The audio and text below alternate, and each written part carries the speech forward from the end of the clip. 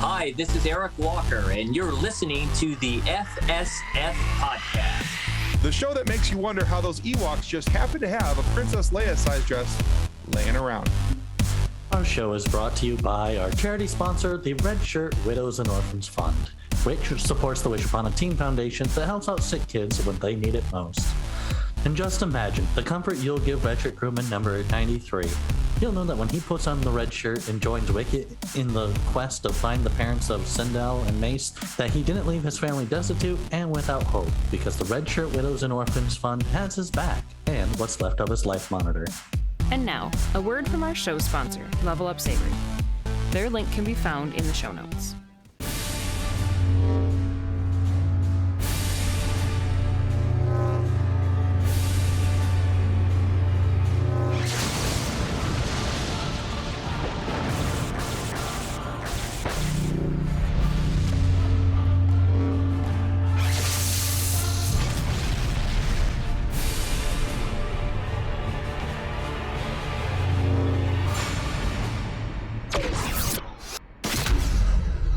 All right, so our guest today is actually the first Mace in the Star Wars universe.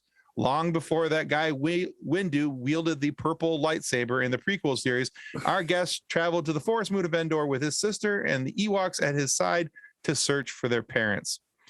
Everyone, let's welcome Eric Walker to the FSF Podcast. Welcome to the show, Eric. Hey, guys. Thanks for having me. It's my pleasure being here with you. And I just got off the shuttle from the forest moon of Endor, and I'm joining you on your wonderful, funny science fiction podcast. Oh, thank you. Thank you for being here. All right. So, Eric, a lot of times because we're nerds, we like to talk to our guests about their origins and their background stories, and because every superhero should have a good origin story. So we'd love to talk to you about your beginnings in the entertainment business. What were your influences when you were a young man that influenced your acting and shaped your desire to be an entertainer that eventually led you to joining the Star Wars universe? That's a good question.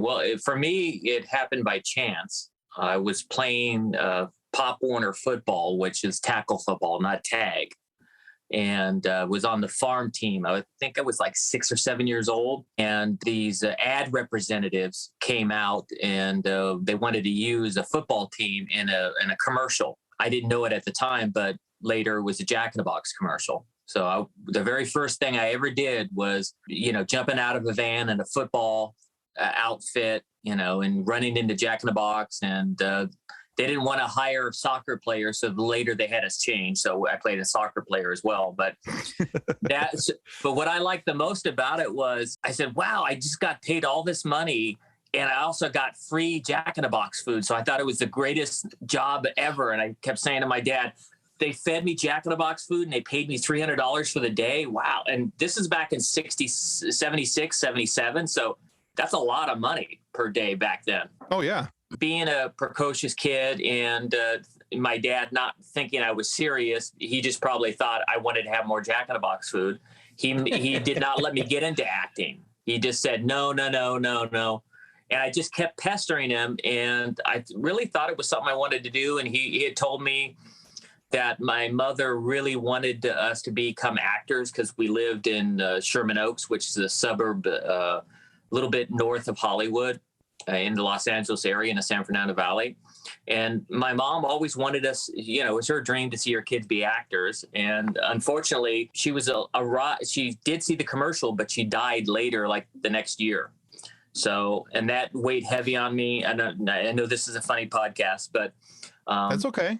So I pestered my dad for years and years and years. And finally he goes, "You're not going to give this up, are you?" I go, "No, I'm not." So after about 2 or 3 years of doing that, my sister, because we're in the entertainment capital of the world in Los Angeles and Hollywood, she went to school with a girl who was an actress already. I think she was one of the original Pippi Longstockings. And she got a couple agents' phone numbers from her. And she called the agent and told the agent about me and set up an interview. And because of my sister doing that and me pestering my dad, I met with an agent. Her name is Beverly Heck. She goes, "I like him. Well, go ahead and give it a shot." and she signed me, and that was about 1980. And then I studied, didn't get anything for a little bit. Then she said, well, maybe we should have you study acting. You know, most kids have some sort of natural ability, but I didn't seem to have that much natural ability. I had to really fight and study and work hard to become a good actor. And so after she sent me to an acting workshop, and I learned the art of cold reading and how to get a job. And after studying for about a year, I started getting work, just small parts. I was on, I did a movie of the week called Having It All, which was with Diane Cannon. I played her nephew. And then I was on Webster. You remember Webster in the 80s? Oh yeah, very much so. I played the football player again, just like in the Jack in the Box commercial. So that was fun. And it just started to do that. And then after about 3 or 4 years of doing that, that's when I got the call to go on the audition. That changed my life. It gave me my first starring role, which was in, at the time, it was called the Ewok movie when we were making it, also the Ewok Holiday Special. And then later they changed the name to the Ewok Adventure, and now it's called Caravan of Courage. That's all a long story. We could talk for an hour about that. But that's how I got started. And then, George saw me and picked me for Mace. I am the original Mace. I'm sorry, Sam Jackson. He did not use your name before mine. I am the original Mace. There you go. So we all love stories. One of the stories we don't get to hear that often is the behind the scenes. So what were some of your favorite behind the scene moments in the Ewok movie? Well, I mean, besides the fact that everybody got poison ivy, which wasn't very comfortable. So that was almost everybody was getting, got it good. I didn't get it, but almost literally everybody got it. That the forest moon of Endor has a lot of poison ivy, so we had to be careful doing that. Other than that, Warwick Davis and Warwick had a video camera he brought with him from England. We were going to school at the time because we're still in school. It was right before the summer break.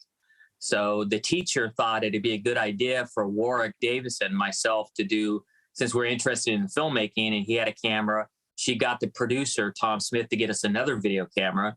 And so we did a making of, like a behind the scenes about us doing the movie. And we have about two hours of footage, which nobody's ever seen. We interviewed the director, John Cordy, the producer.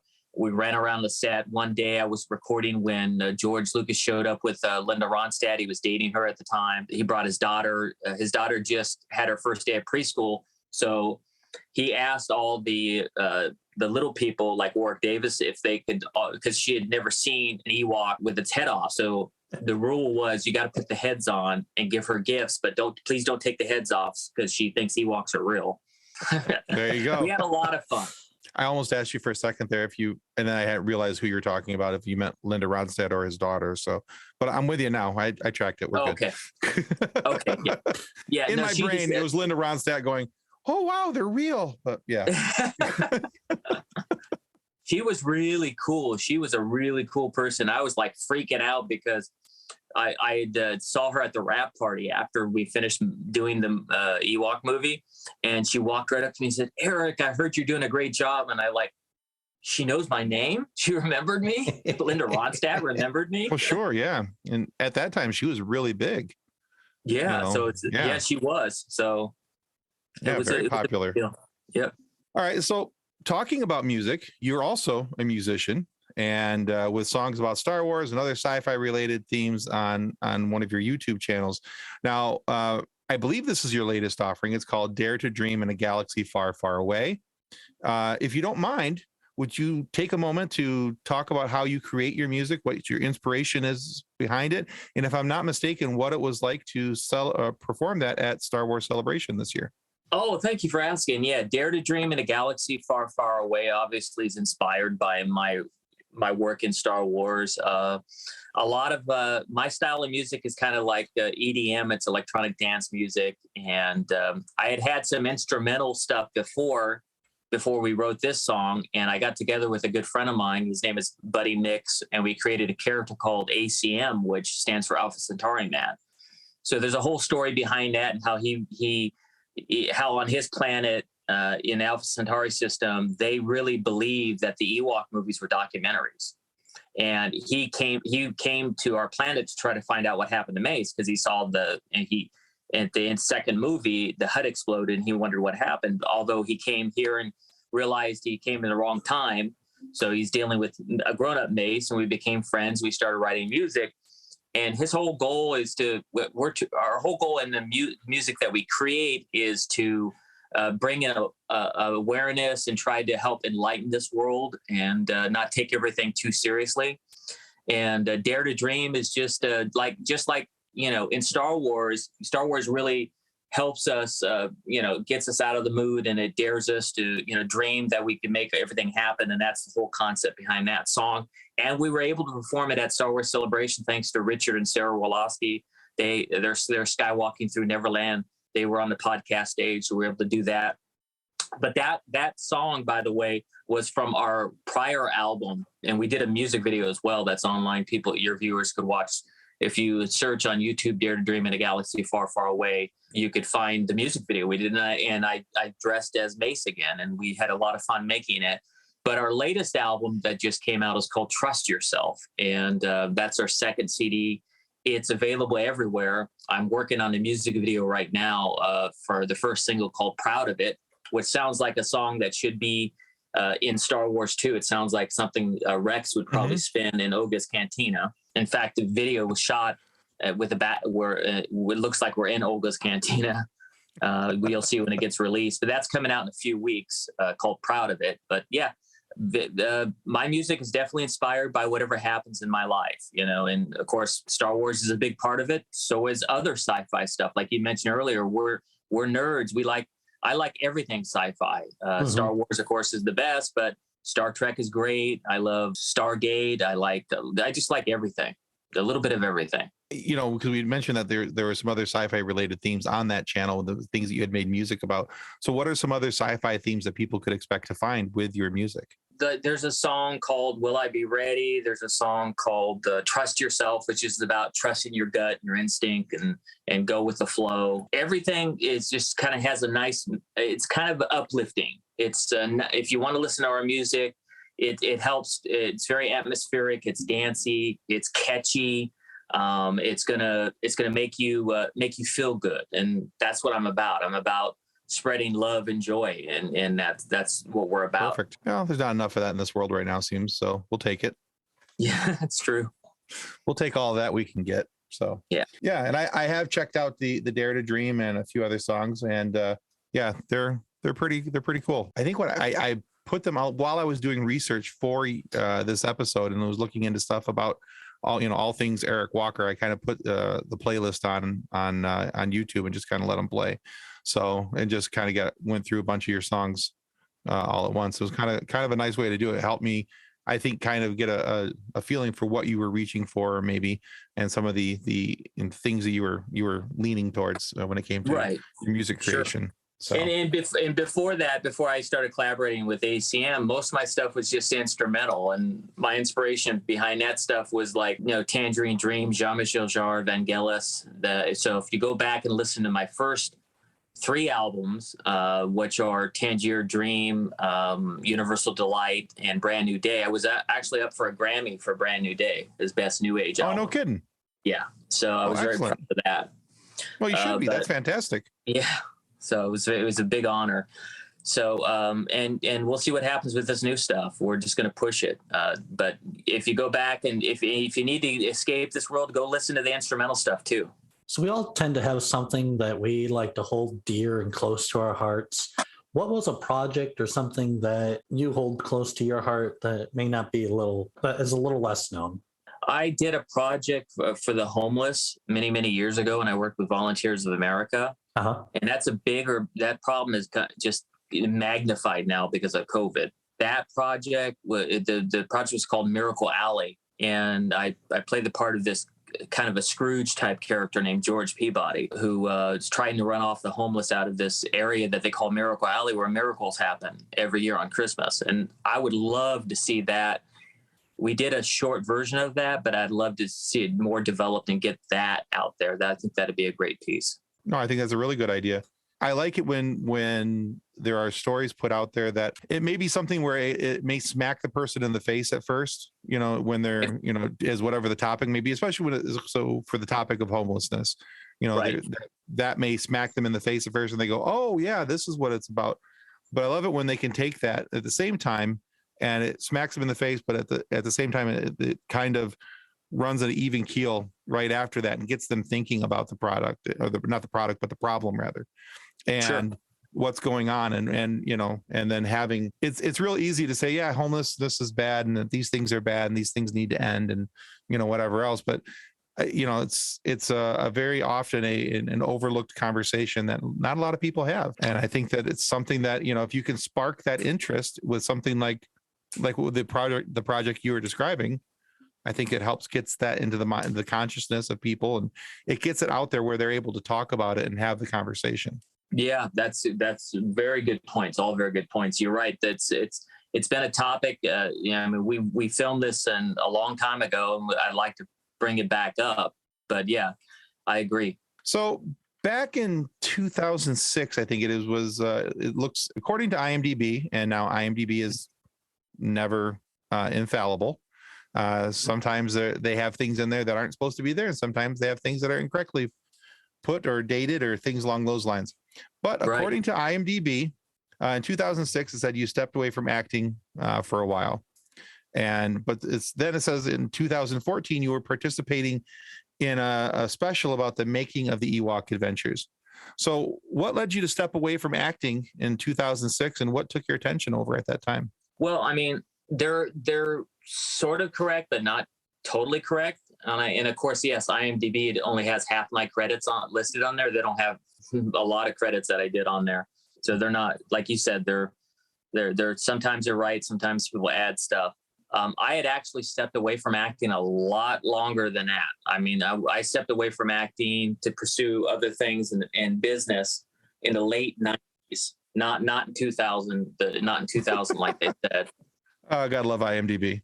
Yeah, the only reason why I have a credit in the 2000 is because there's a gentleman who is a filmmaker, and he asked me to do a small role as a detective in a movie he was making. Really great gentleman. He talked me into it. I was attending. He was one of his conventions in Ohio, and he paid me a lot of money to do that role, and I enjoyed it. And I enjoyed coming back and getting back into acting, and I liked it actually again.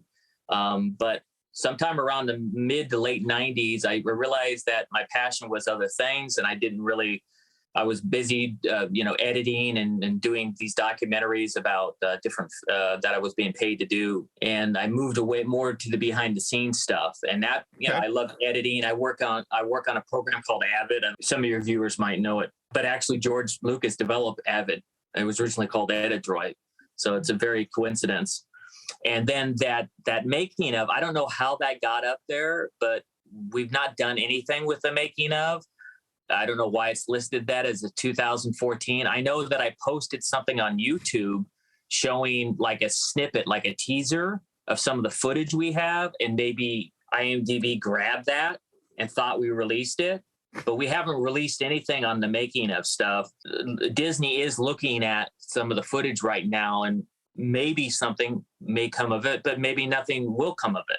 But they have told us they're interested in at least looking at the footage, and then we'll find out if they want to use it. Okay. Mm-hmm. Well, yeah, that IMDb, like I said, it's not infallible, and this is not the first time where we've sat down with somebody and said, "Hey, according to IMDb, you've got this project going, and how about this, and how about that?" And they're like, "Yeah, no, not so much." It would be cool if Disney did take that footage and did something with it. I think that would be, especially for kids who were around the age group when those shows were coming out and around the time of Return of the Jedi. It's kind of a cool look back on that whole time frame as to it's the memory lane. It is, and not just that, but like they're doing right now with The Mandalorian and the Book of Boba Fett. They do those Disney galleries behind the scenes. Mm-hmm. They could do that with the Ewok movies now that they're on Disney Plus, and we could do other stuff for it. Like they could interview myself, they could interview Warwick Davis, they could interview the producer, get some talk about why George did it, why he made those movies back then. And update it, and then they could use our footage as well. I mean, they could do a whole behind, like a Disney gallery. Yeah. I would love it if they did that. Yeah, the gallery stuff is really cool. It would be neat to see that and hear and I love the gallery for the Mandalorian and the interviews with the creatives behind that. So it would be really cool to see that and hear that, what the thought process was going into the making of the Ewok Adventures or Caravan of Courage or the Ewok movie, whatever you want to call it right now. But I would actually enjoy that. I think that would be a lot of fun because it's looking back at it's a time capsule, right? Being able to look back. It is. And originally we were signed to do a trilogy. So we were supposed to do a third movie that I believe a script was written. So at least got to the stage where they wrote one script. Okay. I haven't seen it, but I know that much. Interesting. Okay. That's more than I knew. So, hey, I'm cool. Yeah. So I did go back and watch the Great Ewok Adventure Caravan of Courage. And I just realized Tim's earlier statement about where did they have a dress for Leia just lying around? Well, it was the mother. Like, she could have totally had a dress that was there. If you believe that, then that's another debate with canon and all the fodder with people out there, because someone in the expanded universe wrote a book and put Sindel in it, and in his book he put the Ewok movies between A New Hope and Empire Strikes Back. But when we were making the movie, the producer told us that it took place over 100-something years after the Battle for Endor. In fact, in Bantha Tracks, the official fan club magazine, the producer talks about how when Sindel and them are having that scene where they're doing the Star Cruiser crash thing, one of the little toys is an ATST on the table. And he talks about it in Bantha Tracks. But again, whatever you believe, I don't care. I think it's a good idea if it did happen. Like that expanded universe writer wrote it. But then again, why do the Ewoks kind of understand basic and know, and they're able to talk to us if they hadn't already went through something? Right. Yeah. There you go. Interesting. So personally, I would love to see like a continuation of like Sindel and Mace, like bring them back.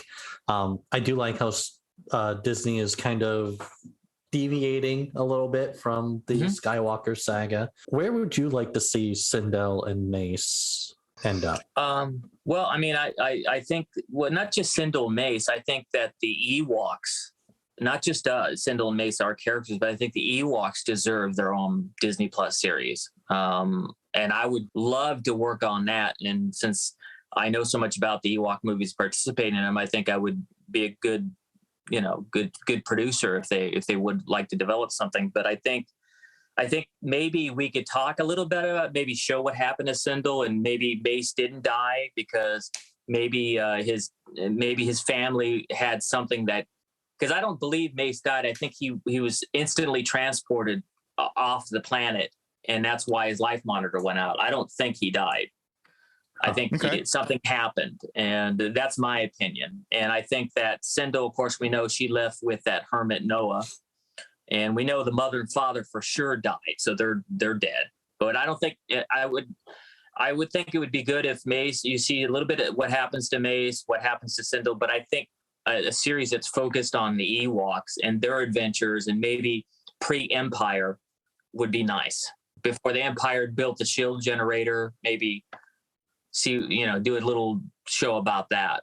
And why did the Empire decide to build the shield generator? There's a reason behind that.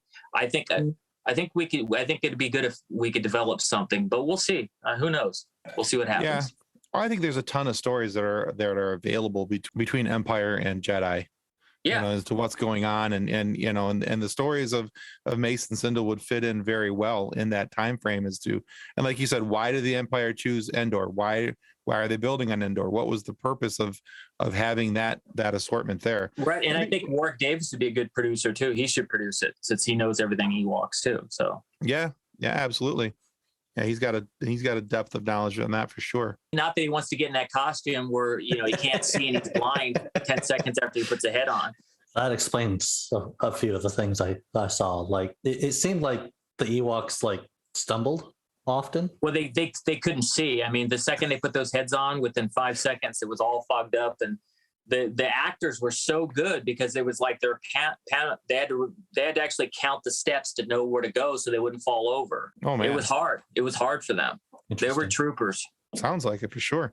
All right, Eric, you also have a YouTube show called All for Sci-Fi with just under 16,000 members, I do believe, if my count was correct last I checked. But if you would, let's talk about that show for a moment. If you could tell us how it started, what you cover on that channel, what people could expect from your show. It is a fairly new thing that I started. It was around the time, like probably just before COVID or right around that time. And so we've not been on that long. It's been a couple of years, I think. You know, I had been on a lot of different podcasts because of my involvement in Star Wars.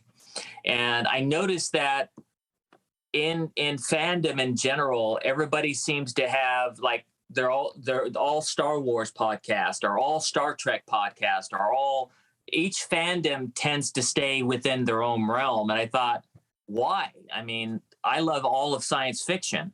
And I said, wait a minute, all for sci-fi, because I love all sci-fi. And that's so that's what All for Sci-Fi is about. It's not just about Star Wars. It's not just about Star Trek or Marvel or DC movies or comic books. It's about everything sci-fi, everything fantasy related, space operas, you name it.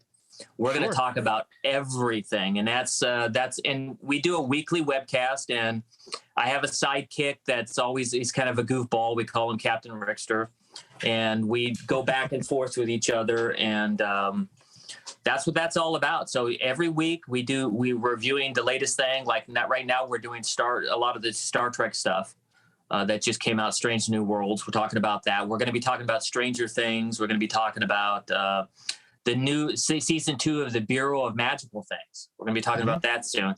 Jurassic Park. We're going to be reviewing that tomorrow at 3:00. So it's every Saturday at 3:00. And then whenever we hit major milestones, we have giveaways like free toys. I don't know if anybody's able to see it, but you see all the Star Wars toys behind me. It's free giveaways. There you go. We just actually sent something to London. We have viewers all over the world, and a gentleman won the Wrecker. We gave away the 6-inch Black Series of Wrecker, so we just sent that to him. It costs more to send it to London than it did to buy the thing. We understand. We've shipped a few things to New Zealand and Australia, and the shipping cost was like, oh my, okay. Would have been cheaper just to send them a gift card. Exactly. Yeah. Keep our word. Yeah. But yeah, so yeah, you've got a pretty interesting show there. I've watched a few episodes, and I think we subscribe with this channel I'm pretty sure we subscribed. Thank you. But yeah, so we've been watching. You back too. Woohoo! All right. But yeah, so we've been catching up on it, and I like that's one of the things I liked about your show, and it's one of the things that we kind of do here too, is that it's not just, I mean, we talk a lot about Star Wars, but we also talk a lot about Star Trek. We talk a lot about, like today's guest is from Stargate, last week's was from Marvel Animation, and nice. So it's a little bit of everything. I know there's guys out there who specialize, and that's great, but we're like you, we like all of it, and we want to talk about all of it. Yeah, no, your name, you have a unique name, FSF podcast. So it's all about science fiction and being funny. And ours is just all for sci-fi, and we're goofballs too. And and I just got back from Germany. I don't know if you know that, but I did see that. Yeah. I was at FedCon. So, I mean, I'm a big Star Trek fan. So I'm standing next to Jonathan Frakes and Brent Spinner, and I'm watching them do all their comic timing, and Michelle Hurd was there, and my new favorite, Ian Alexander, was there from Picard, and the guy who played Elnar from Picard was there too. And I'm like freaking out because I'm big fans of theirs as well. Yeah, that's cool. Yeah, I honestly, for me, I just recently got into Trek. I grew up kind of like avoiding Trek. I'm like, oh, it's all too serious. And so, these my co-hosts always pick on me that I treated it like the plague. But I started watching Strange New Worlds, and that has opened all these, pardon the pun, but these strange new worlds for me. You know what, Tim? If you like Strange New Worlds, then you like the original, because this is the stuff that they've been releasing lately has not been like Star Trek. They've been going off and veering off in these weird things with Discovery and Picard. But Strange New Worlds reminds me of the Next Generation and the original Trek. So if you like Strange New World, you should go back and watch the original. I already started, actually. Good. I'm on episode 8, I think it is, of season 1. Okay. Yeah. Perfect. So every week when I try to watch 1 or 2 episodes a week in between everything else I'm watching and doing for this show and everything else, and then there's the real life that comes and kicks me in the rump every now and then. But sure. But yeah, so I have very much been enjoying it. It's been a ton of fun. I've even found, one of the reasons I think a long time ago why I didn't like Star Trek is because I didn't keep in mind the fact that this show was made in the 60s and the technology that was made and available at that time, and because I was comparing it to Star Wars and all these other different things, and I wanted the laser swords and the explosions and all these different things that I was used to with Star Wars. Now I really enjoy the storylines going back. And now I watch it and I'm going, man, for the 60s, this was actually pretty technologically advanced. This is pretty amazing what they're putting on screen. Well, not just that, but if you go back and watch those episodes, they predicted a lot of stuff that became true, like with cell phones, Sure. iPads, all that stuff. Oh, yeah. It's kind of scary, actually. It makes you wonder, huh? It does. So we're going to end our list of questions with the silly-ish question. Where would you like to visit, whether it be sci-fi or in real life? Like, where would you like to take a vacation? I think probably Naboo. I'd like to take a vacation there. It's beautiful. It's gorgeous. I hear the poison ivy is worse there.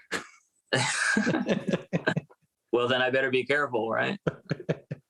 But there's not very much sand. You don't have to worry about it getting in and everywhere. Yeah, that's true. All right, Eric, we're at the stage in our show where we like to take each one of our guests through a quiz. Okay. All right. And so this is 4 questions entitled A Walker Through the Park. We're going to ask you 4 questions. Each question is multiple choice. And if you get 3 of the 4 questions correct, we want to send you this book right here entitled Custodians of the Cosmos, written by Drayton Allen. It's all about someone who wanted to join something quite like Starfleet, but not Starfleet, for litigious reasons. And the gentleman, the lead character, washed out of the Starfleet style Federation, but rejoined as a custodian so he could boldly clean up after those who had boldly just went. So if you get 3 of the 4 questions correct, we'll send you that book. Okay. Okay. Fair enough. If you get 2 or less questions correct, we take your picture, we make a meme out of you, and we insert you into our 204,000 member Facebook group. We call it our fun sequence. So, but if that happens, you're in good company. Dan Povenmire from Phineas and Ferb is a meme recipient, and a few other actors as well. So you'll be in good company. Do you agree to that? Yes, I do. All right, let's have some fun. Nick, take us out. In the Ewok language, yup-dum translates to what? Is it hooray, taste good, or more please? It's the first one you said, I think. Hooray. You are correct. Number 2, the Ewok language is based on what real world language? Is it Chinese, Korean, or Tibetan? I hope you did your research because it's based on several different languages. The actual Ewok language was developed by, if you watch Caravan of Courage, you could, the lady's name is on there who developed the Ewok, at least in the theatrical version. But let me try to answer it based on the questions you gave me, and then I'll tell you what we were told. But what was you said Tibetan and what? All right. So according to the source that I had, said it could have been Chinese, Korean, or Tibetan. Well, I'll go ahead and go with Chinese, but I was told that it was a combination of Filipino, Tagalog, and had Vietnamese in it as well. And I believe Chinese, but what did your source say? Our source said Tibetan. Tibetan. Okay. But we're gonna wipe that one from the questions. We're gonna go with the actor who was actually in the movie, not the guy who was writing something on the internet. So, all right, Nick, go ahead. Ask question 3. According to reports, you were often mistaken for who on the set of Caravan of Courage? Harrison Ford, Peter Mayhew, or Mark Hamill? Mark Hamill. All right, there's 2. Which of the following is an Ewok swear word? Lurdo, Feech, or Rhoda? I'm going to say Lirdo, probably. According to our source, it was Feech. Well, Feej is kind of like, I believe Feej is like Really? I don't, because Wicket says Feege a couple times, but he doesn't seem like he was swearing when he said it. If you go back and watch it. But the couple times when they were mad at me, they like, cause I did something, they went like, Lairdo. Like they were mad at me. All right. Well, again, we're going to go with the actor. So, hey, you won the book. There you go. Okay. But there were good questions. You guys did your homework. Try. But watch the movie. Watch Caravan of watch it again, and they say both those in Caravan of Courage, by the way. Yeah, which is why I included them. Well, I mean, I think if I remember correctly, Wicket says it like he says the word Feege, like in the very beginning, like when he's upset that his dad won't let him go with them. And he says it. So watch it there, and you could decide if you think that he was saying it because as a swear word. But I could tell you this: when they say the word Lairdo, they're pissed off at me. Again, we're going to go with what you say because that makes a whole lot of sense. Well, Eric, thank you so much for being on our show today. Where can our listeners go to find out more about you and what you are working on? Well, the quickest way to find me is just go to my official website, which is ericwalkermusic.com. All right, guys, I want to remind you that subscribing is the single most important thing that you can do to ensure that we get more amazing guests like Eric Walker here today, and we get to have these fun conversations for you to be able to listen to. So please subscribe. It's going to help out well more than we can ever really tell. And we want to make sure that you go check out Eric's work and subscribe to his All for Sci-Fi channel as well. You're going to love it. A lot of cool stuff going on over there. But if for some reason you are not happy with the content of our show today, please feel free to lodge a complaint with the head of our complaint department, the Ewok Wicket. That fuzzy little Ewok is sure to get enough trouble on his own along the way, but he's also resourceful enough to make sure that the offending parties are dealt with in a timely manner. And whatever you do, don't underestimate his cuteness. Ewoks are still bears, or something close to bears.